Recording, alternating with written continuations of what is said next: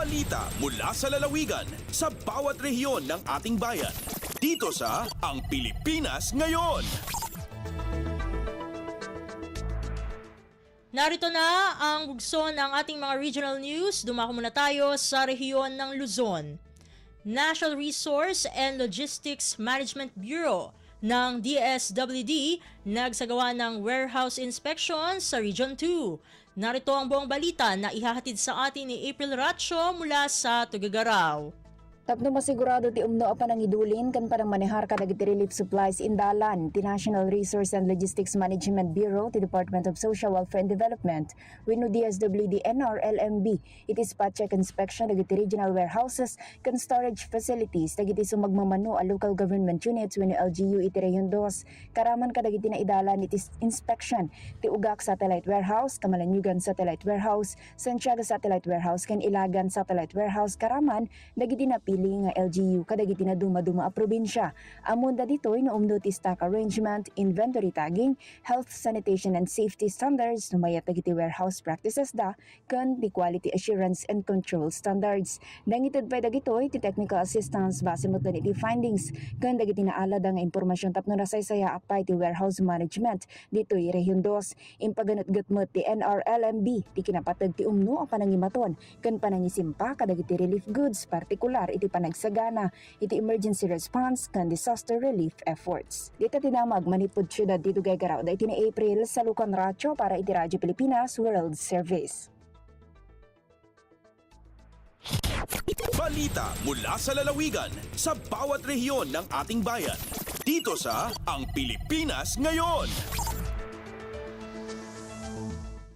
Inyong napakinggan ang ulat ni April Ratio mula sa Tuguegarao.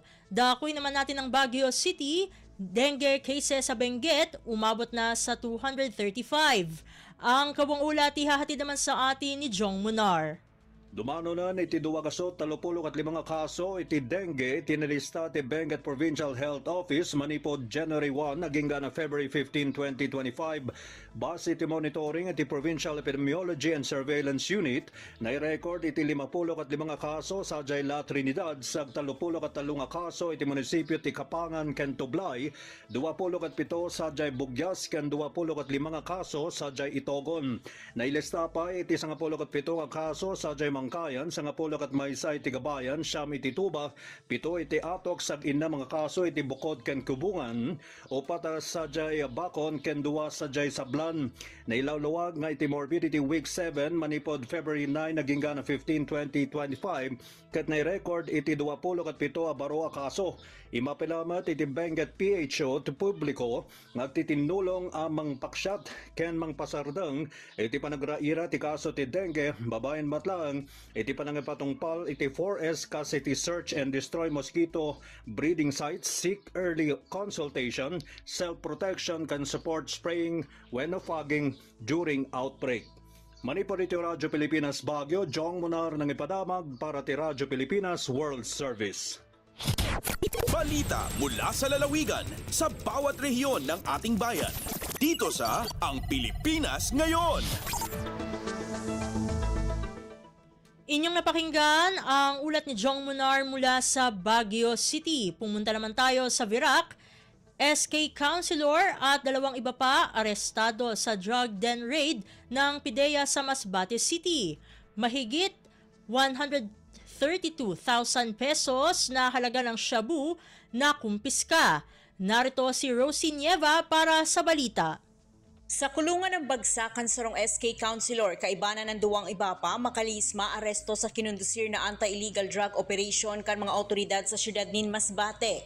Nadakop ana sambitan ng mga sospek makalis sa kyadahon kan Philippine Drug Enforcement Agency Masbate, kaibanan ng iba pang mga otoridad ang subuot drug den sa barangay Togbo. Sa report kan PIDEA Bicol, nakumpiskar sa operasyon ang poko mas o menos 19.5 grams kan pigtutubudang shabu na kinakalkulong na sa 132,600 pesos ang kantidad asin mga drug paraphernalia. Sa ngunyan, nasa kustudiya na kan mga otoridad ang mga sospek para sa maninigong disposisyon.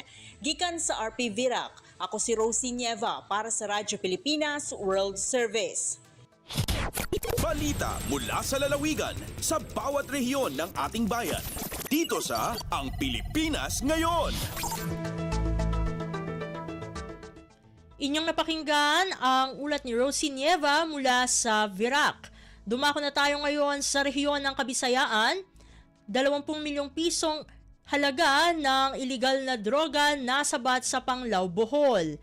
Atin naman pakinggan ang balita ni Jessa Aguailanan mula sa Cebu.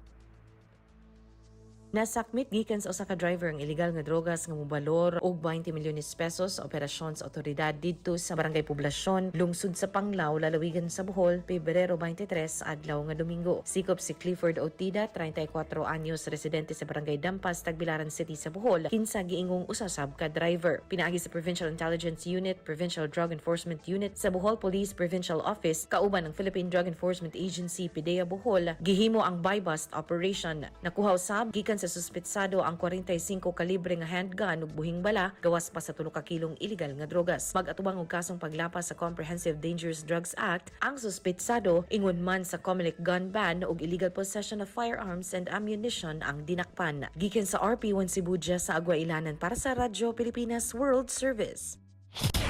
Balita mula sa lalawigan sa bawat rehiyon ng ating bayan. Dito sa Ang Pilipinas Ngayon. Inyong napakinggan ang ulat ni Jessa Aguailanan mula sa Cebu.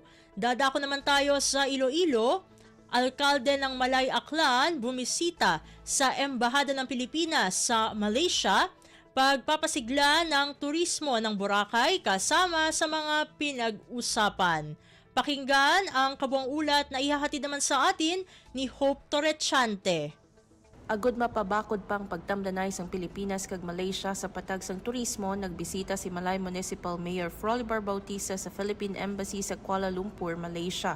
Ginbaton si Bautista ni Philippine Ambassador to Malaysia Maria Angela Ponce, upod sa Vice Consul Cara Denise Fraico kag Consul General Russell Reyes. Sa nasambit niya sinapol ginistoryahan ang nagkalailain niya tikang sa pagpabaskog sang pagpakilala o kon promosyon sang Boracay Island bilang isa ka nagapanguna nga destinasyon sa mga turista, ilabi na sa mga Muslim travelers halin sa Malaysia.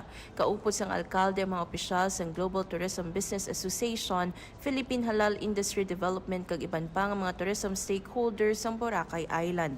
Ang sinapol naghatag sang tion para sa mas madalom nga dialogo tuhoy sa mga programa nga mahimo ipatuman agod mapadayon ang kapagsik sang industriya sang turismo sa isla.